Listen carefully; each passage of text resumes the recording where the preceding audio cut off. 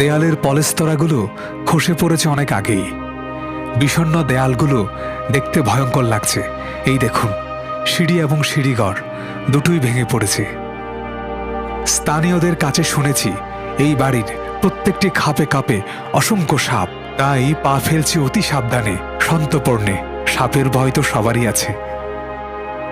দেয়াল যেমন শীর্ণকায়, তেমনি মেঝেতে সৃষ্টি হয়েছে গর্তের। প্রত্যেকটা দেয়ালে আভিজাত্যের ছাপের সঙ্গে আছে আলো রাখার খাপ, যেখানে তেলের কুপি অথবা মোমবাতি জাতীয় কিছু রাখা হতো ঘরকে আলোকিত রাখার জন্য। মনে হচ্ছে যেন একটা সাপ, এটা সাপের লেজের অংশ।